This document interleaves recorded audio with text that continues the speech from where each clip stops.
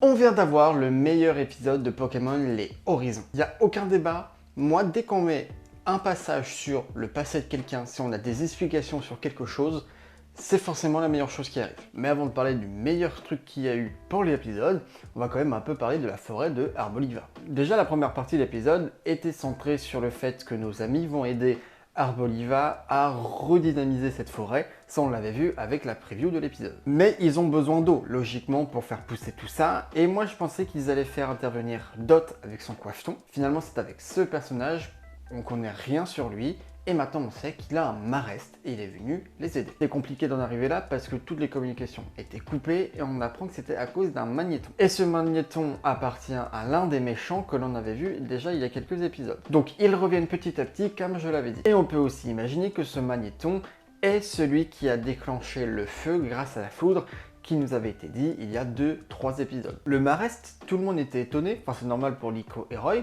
mais moi ça m'a étonné que Molly a dit aussi qu'elle ne l'avait jamais vu. Donc Molly, c'est sans doute la petite nouvelle du groupe des adultes, mais moi j'aimerais vraiment avoir un passé sur eux pour savoir comment ils se sont rencontrés. Mais bon, c'est Pokémon, donc tout est bien, tout est rose, et Arboliva arrive à recréer une forêt. Mais le pouvoir d'Arboliva va faire une réaction en chaîne avec le pendentif de Liko. Et là, c'est le main event, on voit une nouvelle fois Minipagos, je suis heureux, on le voit même plus que la dernière fois, et vraiment, ce Pokémon est beaucoup trop mignon. On suppose que Minipagos et Arboliva ont un lien ensemble et on l'apprend un peu plus tard qu'il y a réellement un lien, mais que ça va même un peu plus loin. Minipagos rentre en réaction avec tout ça et on voit et on entend une personne. Cette personne doit potentiellement être le héros de la légende. Voilà, ce héros, c'était l'élément principal de l'épisode et surtout par rapport à ce qui arrive à la fin. Arboliva, elle, va revenir dans sa Pokéball, dans l'ancienne Master Ball,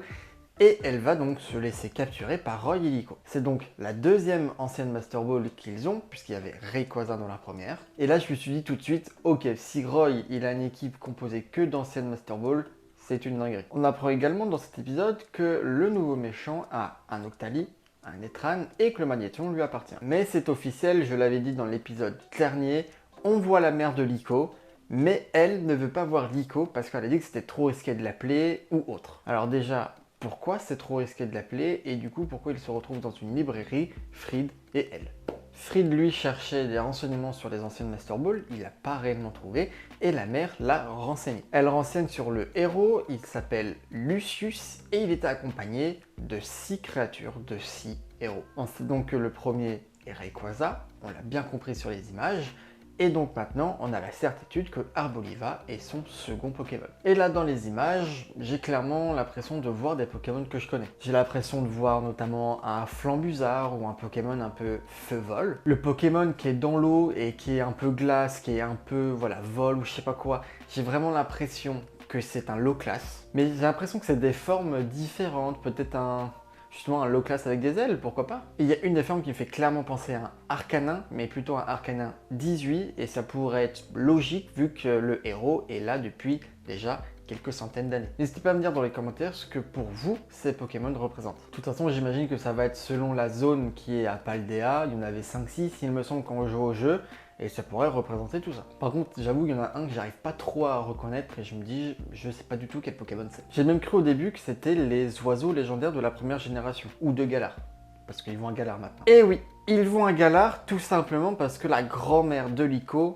s'y trouve. Je pense que la mère de Liko sait quelque chose, mais elle pense que la grand-mère peut l'aider beaucoup plus, et donc c'est à Liko de choisir, et elle choisit d'y aller. Qui dit Galar dit ancien château, comme ils disent, mais est-ce que nous reverrons pas Sacha? Est-ce que nous reverrons pas Go? Et même pourquoi pas Tarak? Et si c'est ça, ça pourrait être vraiment cool de les voir justement un peu plus vieux, ou justement un peu plus jeune, ou justement rien ne changeait, pour essayer de mettre une timeline à Pokémon Les Horizons. Je suis vraiment curieux de savoir dans quelle époque se situe Pokémon Les Horizons par rapport à Pokémon Les Voyages. Pour l'épisode 13, le peu qu'on en a vu, c'était pas très important, mais peut-être qu'on aura la première capture de Roy pour un nouveau Pokémon, et ça serait Zepetrel. Ça pourrait être très cool, parce que du coup, il aura un feu spectre à la fin, si Chochodil évolue, mais j'aimerais bien, et du coup, il aurait un vol électrique en plus. Toujours pas du côté de Liko, et je trouve ça dommage. J'aimerais vraiment les voir capturer d'autres Pokémon. Et j'ai aussi peur du coup, et j'ai bien l'impression qu'ils partent dans cette dynamique là,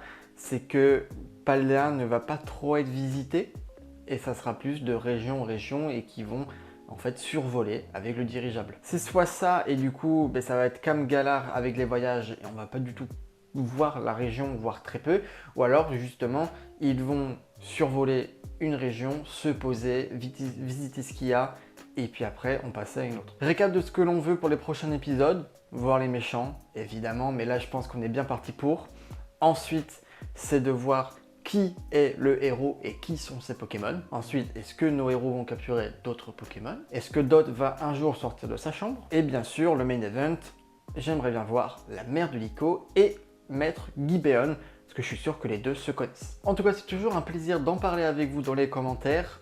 Et sinon, on se retrouve très vite pour d'autres vidéos. Vous connaissez la chanson, soit une review, soit la vidéo sur Meltan et même Meltan. Mais là, cette fois-ci, promis, allez tourner.